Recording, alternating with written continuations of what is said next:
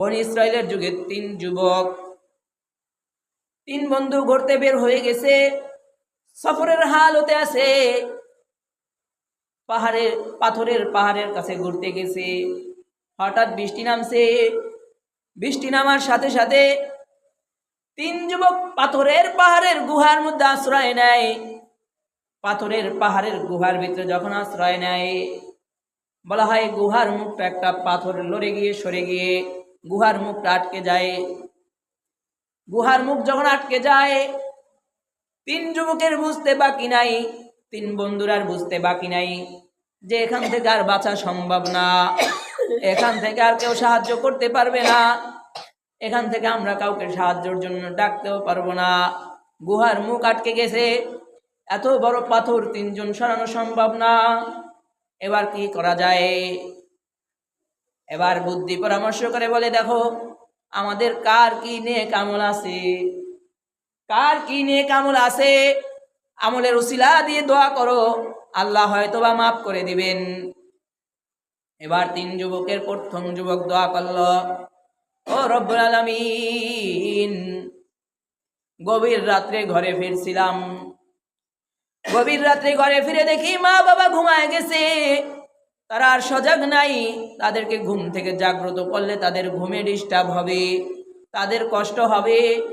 এইদিকে ক্ষুধার্ত স্ত্রী কান্না করছে, নিষ্পাপ বাচ্চা আমার সন্তানরা বলছিল বাবা আমার ক্ষুধা লাগছে, কিন্তু সন্তানের মুখে দুধ দেই নাই, স্ত্রীকে খানা দেই নাই, শুধু একমাত্র আল্লাহ আপনার সন্তুষ্টির জন্য আমি সেদিন দাঁড়ায় আছিলাম দুধের পেলা নিয়ে। আমার মা বাবার ঘুম ভাঙবে, তারপর মা বাবাকে খাওয়াবো, তারপরে সন্তানদের খাওয়াবো।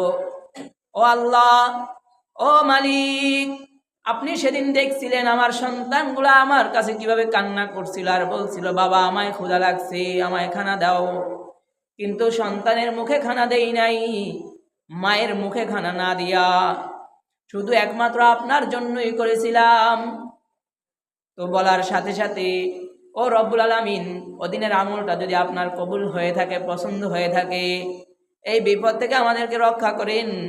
বলার সাথে সাথে পাথরটা অল্প একটু সরে গেল, গুহার মুখ অল্প একটু খুলে গেল, কিন্তু এখান থেকে যে বের হইবে, বের হওয়ার উপযুক্ত হয় নাই। এবার দ্বিতীয় যুবক দোয়া করতেছে, ও রব্বুল আলামিন, একটা মেয়েকে পছন্দ করতাম, কিন্তু সে আমাকে পছন্দ করত না। ও মালিক, এলাকার মধ্যে দুর্ভিক্ষ দেখা দিয়েছিল, দুর্ভিক্ষ দেখা দেওয়ার অবস্থায় সেই নারী বিপদে পড়ে আমার কাছে আসছিল, অর্থের জন্য, টাকার জন্য আমার কাছে আসছিল। আমি তাকে শর্ত লাগায় টাকা দিছিলাম, টাকা তো পাবে, কিন্তু আমার সাথে জেনা করতে হবে, আমার সাথে বিছানায় শুইতে হবে, না হয় তুমি টাকা পাবা না।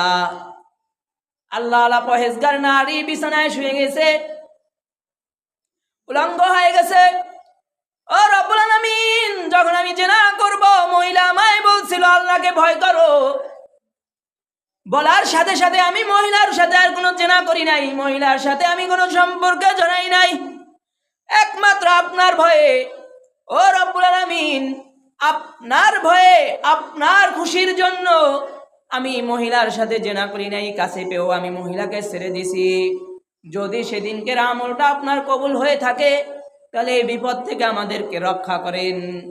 বলার সাথে সাথে পাথরের মুখ, গুহার মুখটা একটু খুলে গেল, কিন্তু দুইবার দুইজন যুবক দোয়া করছে, এতটুকু পরিমাণ খুলছে যে এখনো মানুষ বের হতে পারবে না। এরপরে তৃতীয় যুবক বাকি ছিল, 3 নাম্বার যুবক দোয়া করতেছে, আল্লাহ, ও রব্বুল আলামিন, আমার বাড়িতে শ্রমিক কাজ করেছিল, শ্রমিক তার শ্রমের মূল্য না নিয়ে চলে গেছিল। আমাদের সময় যদি শ্রম না নেয়, তাহলে তো আমরা খুবই খুশি হই, গেছে, আমরাও চিন্তা করি কিভাবে দিব না, যে আমার বাড়িতে কাজ করছে, যাও ওরে হইছে 5 টাকা, ওরে কেমনি 2 টাকা দেওয়া যায়, আমরা তো এই চিন্তা করি। আর যুবক দোয়া করতেছে, আল্লাহ, আমার বাড়িতে শ্রমিক কাজ করছে, সে তার শ্রমের মূল্য না নিয়ে চলে গেছে, আমি তার শ্রমের টাকা দিয়া ব্যবসা করেছিলাম, ব্যবসা অনেক বড় হয়ে গেছে, অনেক সম্পদের মালিক হয়ে গেছিলাম, কিন্তু 1 বছর 2 বছর পর শ্রমিক এসে বলেছিল আমার শ্রমের মূল্য দেন। তখন বলেছিল এই বিশাল সম্পদের মালিক তুমি। তখন বলে মজা করেন না, আমার শ্রমের মূল্য দেন। তখন যুবক বলেছিল ও ভাই, তোমার শ্রমের মূল্য দিয়ে ব্যবসা বাণিজ্য করে এগুলা সব সম্পদ অর্জন করেছি, এগুলা সব তোমার। আর যুবক সব সম্পদ নিয়ে গেল, একটা সম্পদ আমি রাখি নাই, একমাত্র আপনার সন্তুষ্টির জন্য। ও রব্বুল আলামিন, ওদিনকের আমল যদি কবুল হয়ে থাকে এই বিপদ থেকে রক্ষা করেন। বলার সাথে সাথে পাহাড়ের মুখের গুহা সব খুলে গেল, 3 যুবক ওই গুহা থেকে বের হয়ে গেল।